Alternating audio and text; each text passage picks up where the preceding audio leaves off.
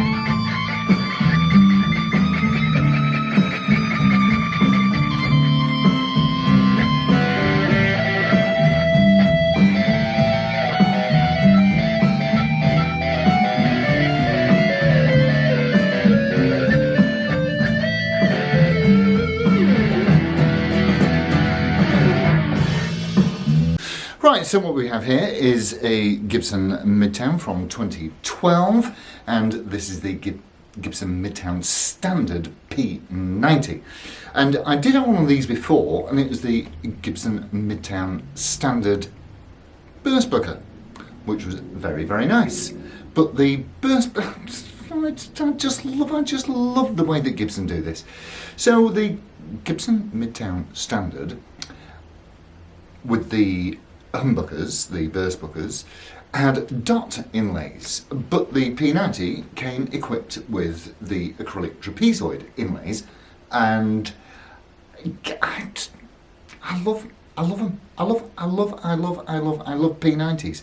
Now, never used to, do now. So let's have a look from stem to stern now and see what we've got. I'll give you a little bit of history. So on this particular model, we have, with it being a standard, of course, you've got the mother of pearl headstock inlay there. We have got a Grover keystones, which are absolutely excellent. It's a one-piece mahogany neck. It is a mahogany chambered body, and we have a maple cap with binding everywhere, including the neck and the nib ends. So, 22 medium jumbo frets, and it really is this really is a guitar for all purposes. Blues, rock, jazz, funk, all the stuff that you want. And even though it wasn't given the ES designation, I mean, it still looks like one, doesn't it? See? Now, these did come without a scratch plate, and there is just a little bit, there's a little bit of picking, a little bit of picking, scuffing, but nothing terrible or that significant here. And for those of you in the know, you will know that it's got the wrong covers and switch tip. Now, I've still got the originals, but oh my word, I put the originals back on, but it didn't look very nice. It looks a mile better with the black P90 covers and the black switch tip. Makes, I think, quite a significant aesthetic difference. What else can we tell you? Well, of course, you've just got the one tone and one volume. It's all you need. You've got F-holes, it's hollowed out. And they called these the 335 Killer. And for a very, very good reason. So let's start with what I like. Now, as you will know, if you've seen any of these before, I don't like big guitars. I don't like buses. I like little sports cars. See, and I've done two 335 reviews before. I did a 335 Standard and a 335 Studio, and for some reason the Studio actually seemed slightly less intimidating than the 335 Standard, which, although it's a beautiful guitar, just too damn big. And if you saw that Chet Atkins Tennessean I did, oh man, that was absolutely enormous. But these are, nice and slim, like a very thin, and it does follow that chambered, hollowed out body Nashville, and these are made in Nashville, the Nashville ES style. So, what else can I tell you? Well, that's it really. Mahogany neck, mahogany body, maple top, Stocktown Tune-O-Matic, made in 2012. Now, they only made these for 5 years. They made them from 2011 until 2016. That was it. I'm so glad you reminded me. Thank you. And they called these the 335 Killer because these they weren't terribly expensive when they came out. So in 2012, this would have been about 1,300 quid, something like that. But now, of course, they've discontinued them, and these are so much more, for my money, so much more playable and so much more practical than a 335.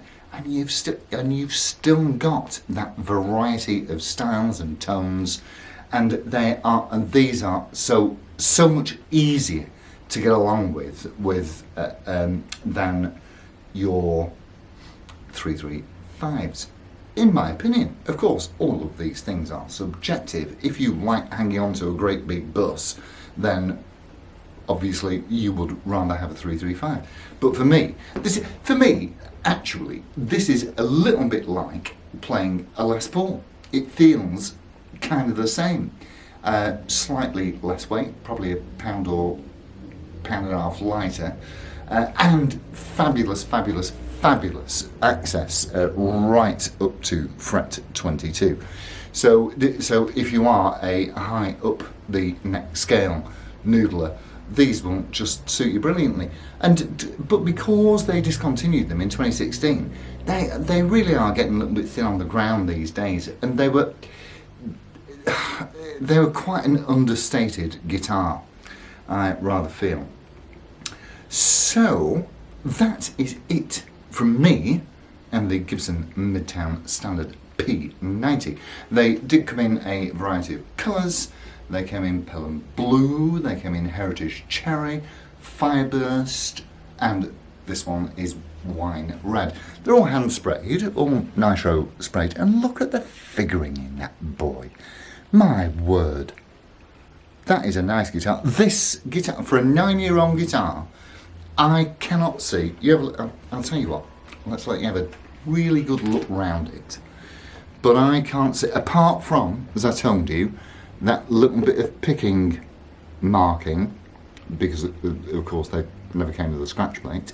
Apart from that little bit of picking marking, which is almost impossible to see, I had to use 2 pairs of spectacles for that, but I can't see anything on this at all. Of any notes, there's no dents, cracks, damage, repairs, nothing. This really has been loved.